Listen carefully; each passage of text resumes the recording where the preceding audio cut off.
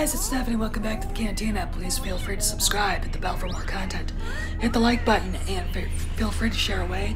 We share away here for the love of Star Wars. This video is about Star Wars, where it came from, what it means to us, to me, to the fandom menace, and why we're not giving up, and why we're not going anywhere, and why the boycott is happening. Hey guys, it's Stephanie. Welcome back to the Cantina. This is your friendly neighborhood bartender, bar manager, and Star Wars aficionado here to bring the truth. Today's video is dedicated to everybody in the fandom menace, from Ethan Van Sciver and the World Class Bullshitters, Brian Lape at the Fancast, Jeremy at Geeks and Gamers, Jesse Milestone, Ivan Ortega, Anna, Craig at Reviews for You, our dear Craig, Odin's Movie Blog, Ichibaka, Abu Nas, Stephanie Kenobi. You know, if I miss somebody, Drunk 3PO, Jay Cotto. If I miss somebody, let me know in the comments and I'll apologize. But that's about why we fight. And I want to talk a little bit about when Star Wars came out, at the history of the culture, what was going on back then, politically, nationally, internationally. We had just gotten out of the Vietnam War. And there was a huge feeling of desolation, I think, and despair in America. We were going through an oil crisis, gas lines everywhere. It was amazing because of the Arab oil embargo. We had just gone through Watergate and the Nixon resignation. So Americans, at least, were feeling a little vulnerable, more so than we had in the decades past. Really more vulnerable than we had, well, as vulnerable as we did, I think, probably in the 30s. And the reason why is this. A lot of things that we thought of ourselves, we realized weren't necessarily working out. I'm not going to say they weren't true. They weren't working out the way we wanted them to. Things like that happen. So, anyway, the culture, at least some movies reflected that. At least some movie directors, Martin Scorsese, I think Mean Streets came out then. You know, you've got, I think, Serpico, a lot of real gritty movies with not really heroic characters. There's a lot of, I would say, heroic deconstruction going on.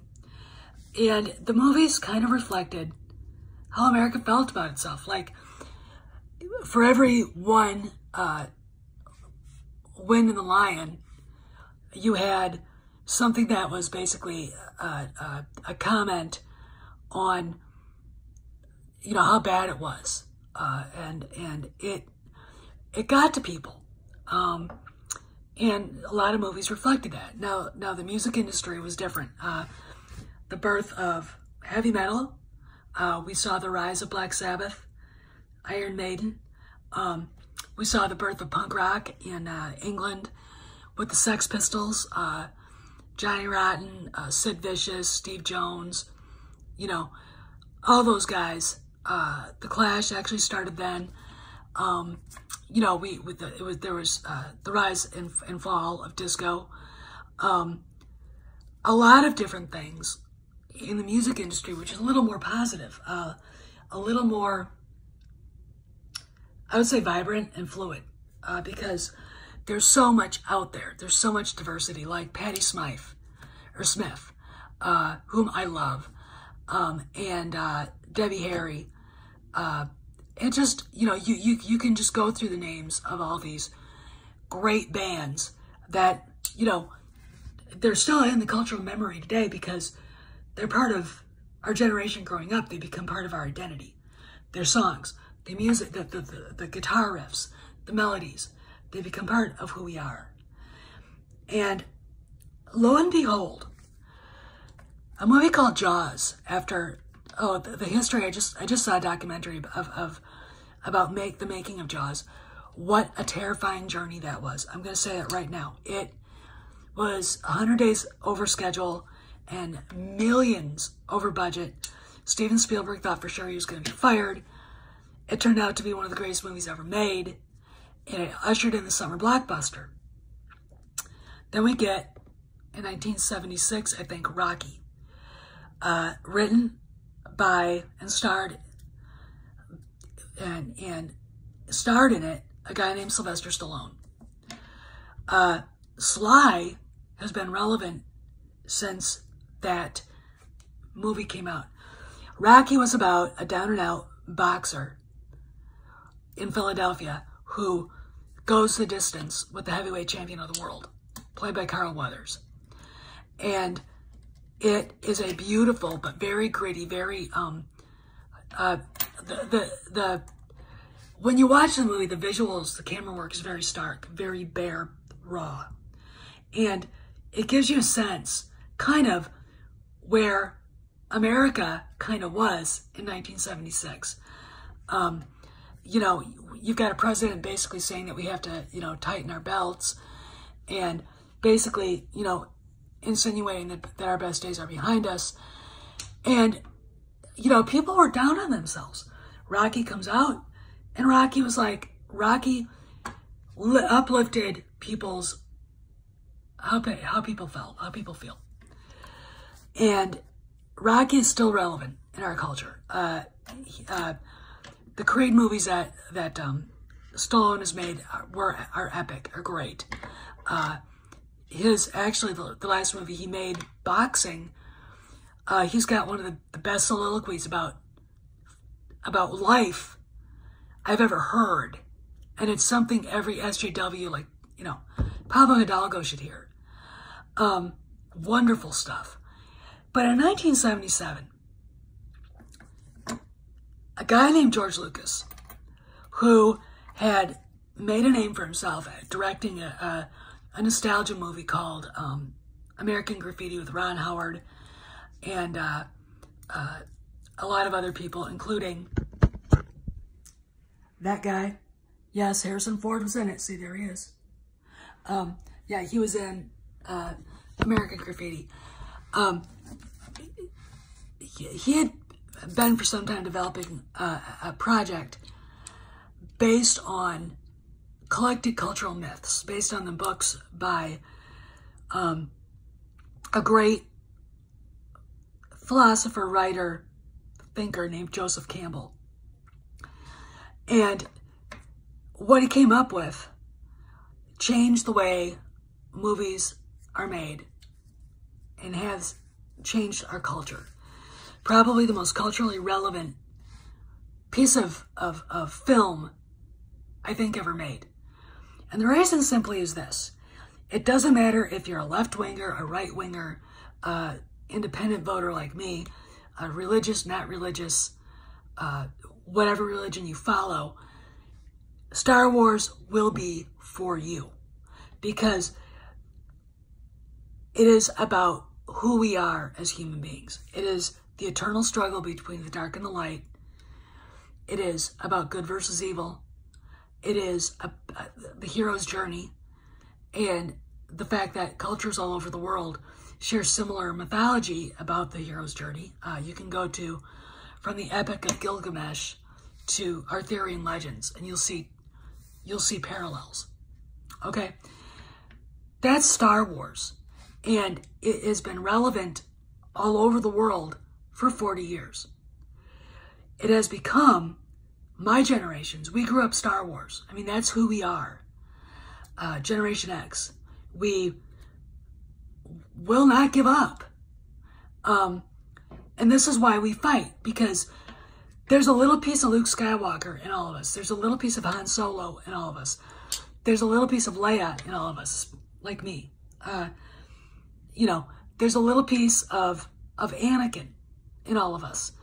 And this is why we fight, because it's personal to us. Lucas made, I mean, his vision is you can't even describe how big the galaxy that he created is. It is indescribably huge. Filled with diversity, filled with all kinds of different things going on, filled with different levels, different plot twists and subtext, filled with all of that. And the reason why it works, even now, is because it's timeless. Its relevancy is that it's timeless. It is a fairy tale, but it is also something beyond that. It is a piece of cultural heritage. It is a masterpiece. George Lucas once said that people who destroy works of art, I'm paraphrasing, works of art are the true barbarians. When I think of Pablo Hidalgo, Rian Johnson, Kathleen Kennedy, I think of her as being the true, of these people being true barbarians, because what they did and what they're doing, and they're unapologetic about it, is they're taking something that was perfect the way it was. Perfect life lessons for everybody, boys and girls alike, and turning it into social justice, NPC, woke garbage that no one wants to see. They're trying to make it quote unquote relevant, and it didn't need that because it was timeless. Its relevancy is timelessness. And now we can, argue that, but I'm right on this. Timelessness is the word here. And, when you add characters like Rose Tico, I like Kelly Mary Tran, I don't hate her.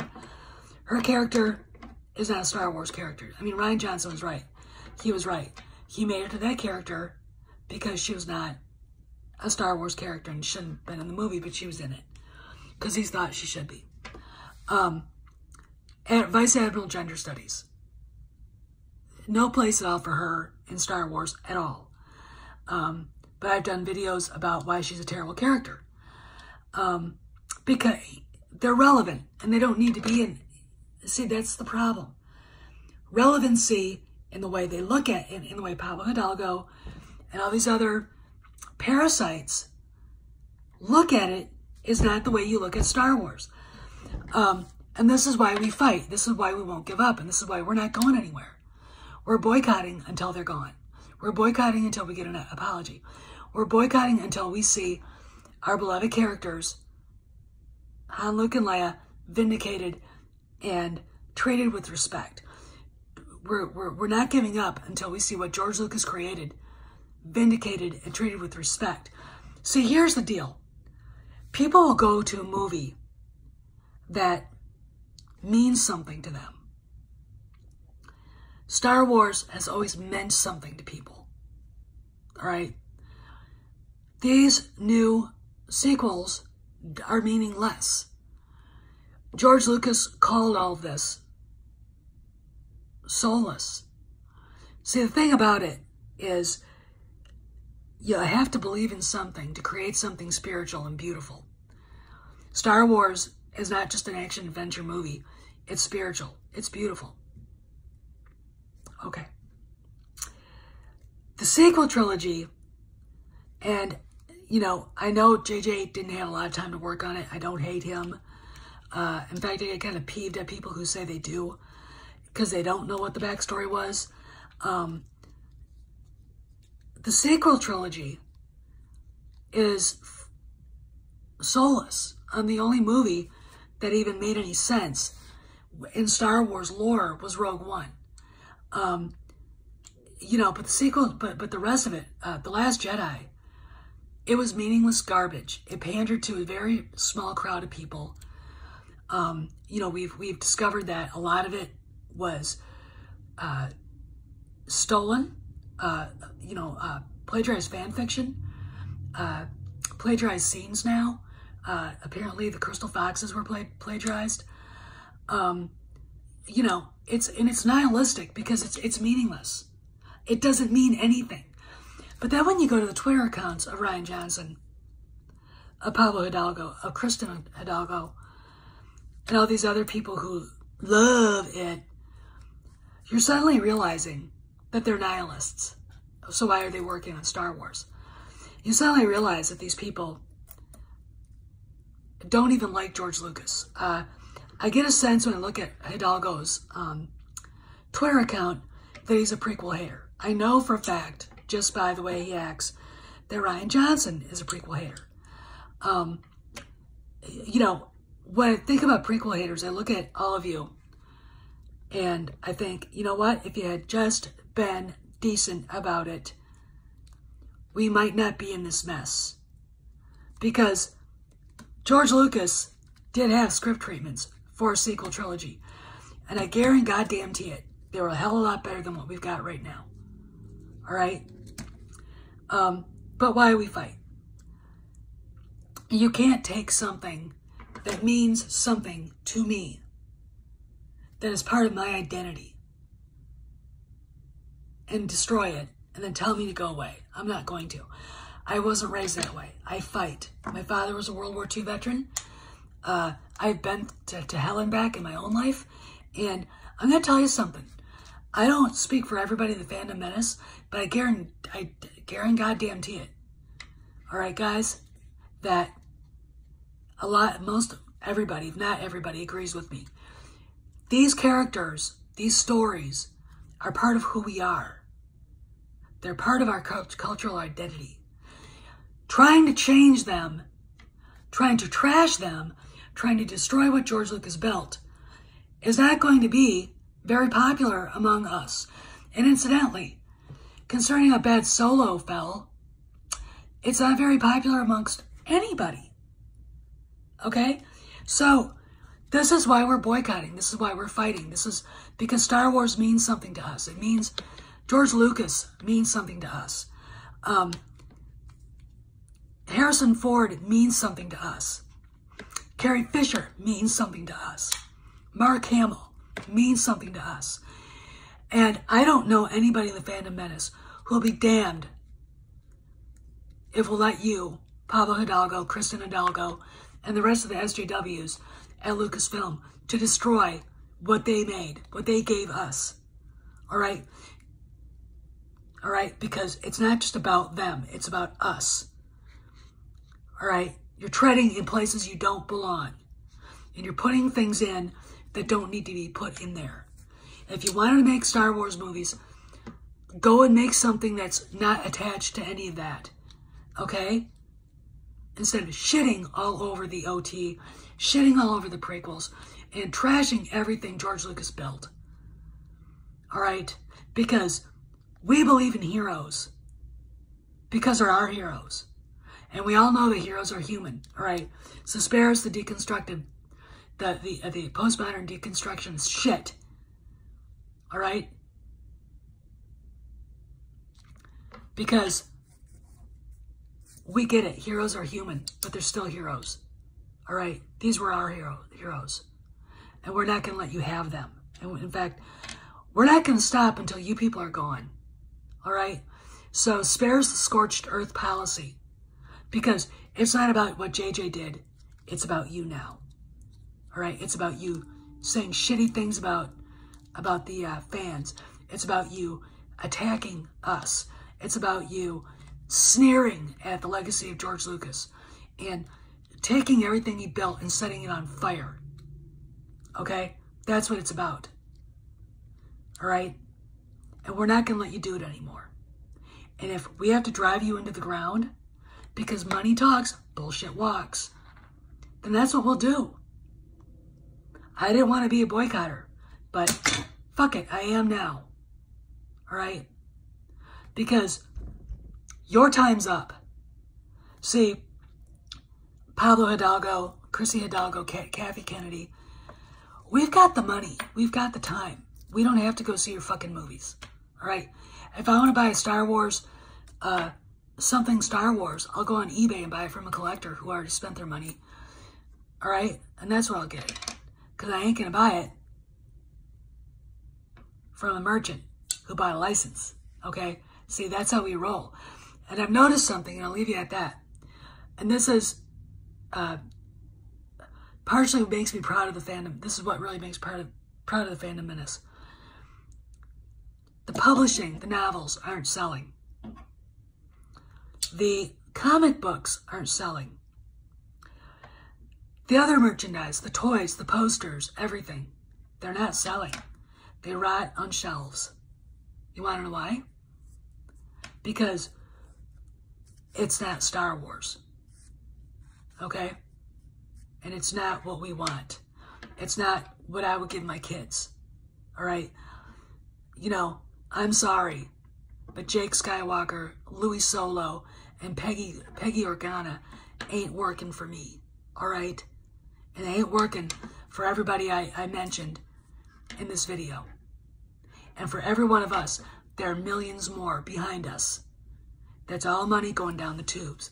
Because ultimately, Steven Spielberg said in the Jaws documentary I saw, he was worried about the money and how much money they were spending. Because it all comes down to money. Okay? And you don't have the time or the power anymore. Because we have a choice. We don't have to buy it. And as much as I feel sorry for JJ, I ain't seeing that shit. This is Steph, signing out. I'll see you around the cantina, see you around the galaxy.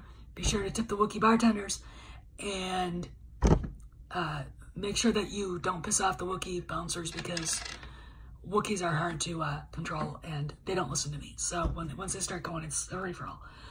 So I'll see you around. Hey guys, I hope you enjoyed the video.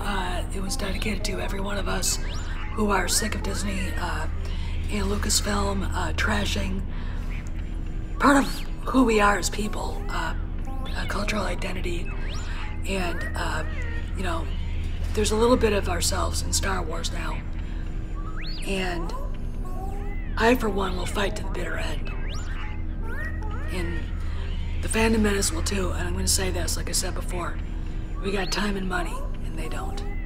So this is Steph, signing out. I'll see you around the cantina, see you around the galaxy.